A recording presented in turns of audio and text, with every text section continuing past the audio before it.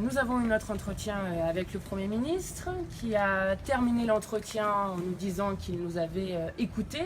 Bon, je ne suis pas sûre et je ne crois pas qu'il nous ait entendus.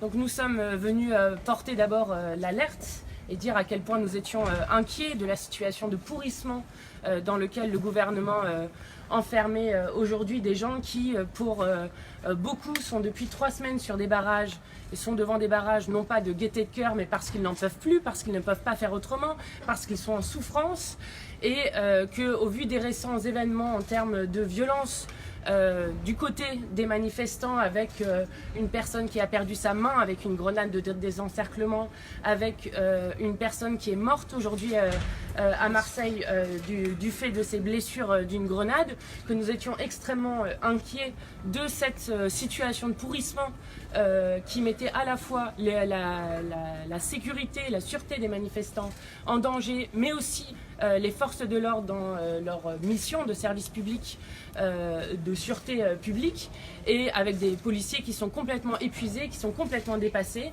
Et nous avons d'abord voulu lui porter au Premier ministre ce message d'inquiétude extrêmement forte sur la situation d'alerte dans laquelle nous y étions, à laquelle il n'a strictement rien répondu, si ce n'est qu'il allait continuer.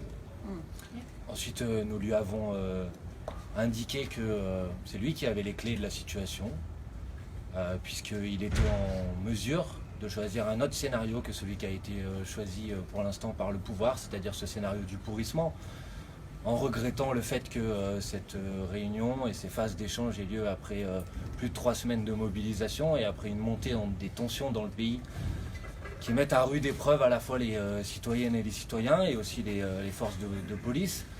Et donc il avait les clés en main pour proposer finalement 2 scénarios, puisqu'il n'y en avait que 2, que je résumerai avec cette phrase, c'est ce que nous lui avons dit, céder ou partez.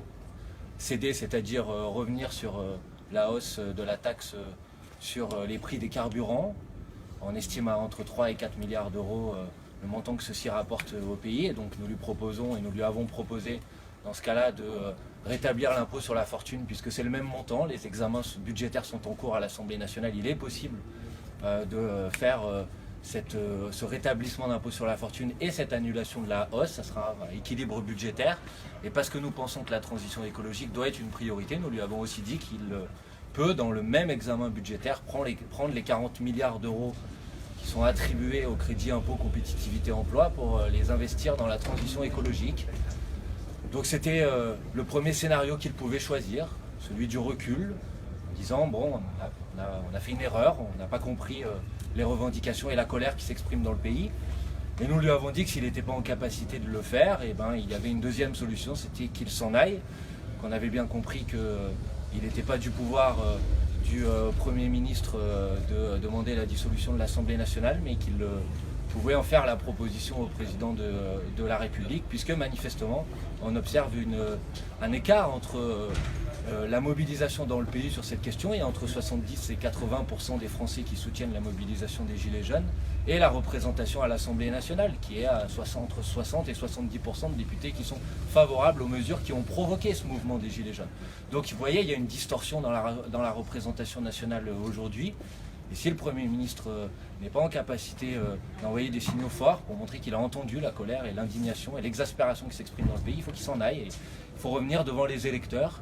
Et ça, c'est le président de la République qui peut prendre cette décision, donc cette décision de dissoudre l'Assemblée nationale et de revenir devant le peuple. Pourquoi c'est pas Jean-Luc Mélenchon qui est là aujourd'hui? On va d'abord terminer, c'est Mme Charlotte Girard. Oui, pour finir cette réflexion là sur les institutions, parce que ça nous semblait finalement être aussi au cœur du problème, c'est-à-dire qu'il y a effectivement la question sociale, effectivement la question fiscale, effectivement la question écologique qui est posée, mais il y a aussi la question démocratique. Et ce que Manuel Bompard disait en expliquant que finalement, en République, on se soumet ou on se démet, eh bien, il y a moyen aussi, dans cette affaire, d'aller encore plus loin, c'est-à-dire de trouver aussi des remèdes à la maladie démocratique que l'on vit aujourd'hui, ou à la maladie de la démocratie que nous subissons aujourd'hui. C'est-à-dire qu'il y a un vrai problème de représentation dans ce pays, et la réponse que nous avions imaginée, que nous avons portée devant les électeurs, et qui d'ailleurs a fait son chemin, je pense, dans les esprits, puisqu'on retrouve aussi dans les revendications des Gilets jaunes des choses extrêmement intéressantes du point de vue institutionnel, du point de vue démocratique, et donc de tout ce qui permettrait de rétablir un lien sain entre les représentés et les représentants. Eh bien nous allons encore plus loin et nous disons peut-être qu'il est temps de déclencher un mouvement constituant dans ce pays, sous la forme de la convocation d'une assemblée constituante et qui rebatte les cartes institutionnelles, les cartes de la Constitution. Voilà. 6e République. 6e République. Qu'a répondu le Premier ministre?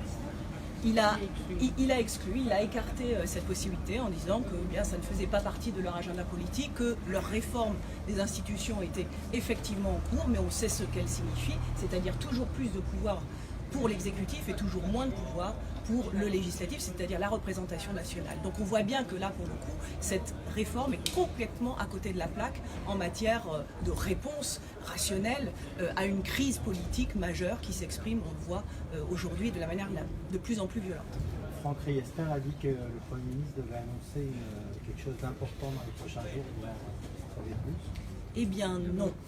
Alors, il en a effectivement parlé. On lui a demandé, avez-vous quand même des mesures? Est-ce que vous pensez écarter toutes les propositions qu'on vous fait, etc. Mais je ne vous répondrai pas. Je ferai des annonces. Vous pensez bien que c'est pas vous que je vais le dire, mais c'est à tout le monde. Donc, effectivement, il s'exprimera devant la représentation nationale et devant le Sénat bientôt, mercredi puis jeudi. Donc, c'est la seule chose que l'on sache. Oui, en tout cas, on n'est pas du tout vers une option où il y aurait un infléchissement de politique. Nous, on a quand même rappelé au Premier ministre que le premier principe républicain de consentement à l'impôt, c'était que l'impôt soit juste. Or, l'impôt sur le revenu aujourd'hui n'est plus progressif, c'est-à-dire que plus on est riche, moins on paye d'impôts, moins on est frappé par l'impôt, et que la suppression de l'ISF était quand même ce qui éclatait en termes d'injustice fiscale de manière extrêmement forte. Et on lui a rappelé aussi qu'en termes de politique écologique, le gouvernement était quand même extrêmement à la traîne. Je vous rappelle que l'année dernière, le gouvernement, s'il voulait être en accord avec l'accord de Paris, qui était déjà très en deçà de ce qu'on devait faire moins 3%, moins 5% pardon, en émissions de gaz à effet de serre, et ils ont fait plus 3%, que c'est quand même le gouvernement qui continue de négocier des accords de libre-échange climaticides, qui continue d'autoriser le glyphosate qui est un poison pour tout le monde, qui continue à détruire la SNCF, qui fait que les gens n'ont plus le choix pour se déplacer que d'utiliser justement leur voiture. Donc s'ils voulaient faire peser vraiment une politique écologique, ils pouvaient faire tout autrement, notamment en taxant les gros pollueurs que sont Total et autres, mais là-dessus aussi on a l'impression que la politique ne va pas du tout s'infléchir, et donc comme d'habitude, ce que je disais au début, il écoute mais il n'entend absolument pas ce qui se passe, et ce qui se passe dans un mouvement qui est absolument massif, puisque 70 à 80% des Français et des Françaises soutiennent ce mouvement de colère légitime extrêmement fort. Est-ce que vos revendications sont suffisantes pour stopper le mouvement le samedi prochain? Si c'était accepté, pensez-vous que ça va arrêter le mouvement? Mais nous ne sommes pas porte-parole des Gilets jaunes ici. Nous sommes venus en tant que mouvement politique faire des propositions de mesures dont on considère qu'elles seraient de nature au moins à permettre d'enclencher une discussion.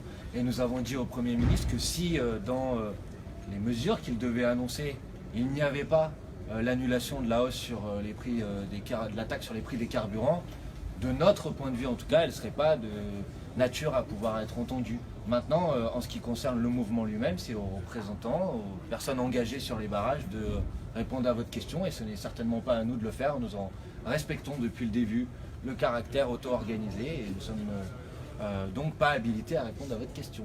Je reprends la question de ma consoeur, pourquoi Jean-Luc Mélenchon n'est pas là? Parce que son agenda ne lui permettait pas, et que je pense que nous sommes une délégation qui représente extrêmement bien la France Insoumise. Manuel Bompard, parce qu'il est directeur des campagnes et qu'il fait le lien entre le mouvement et le groupe parlementaire. Charlotte Girard, parce qu'elle est responsable du programme. Et moi-même, parce que je suis députée, donc dans le groupe parlementaire France Insoumise, et que je m'occupe des questions d'écologie, et que nous portons une vision de l'écologie populaire qui est au contraire absolu de ce qu'est en train de faire ce gouvernement. Et donc je pense que notre délégation représente bien la France Insoumise et que c'est important de montrer toute cette diversité qu'il y a dans le mouvement. Pas d'autres questions? Sur les femmes, plus évidemment. Non. Ah bah non, c'est tous les trois. Voilà. Merci. Merci.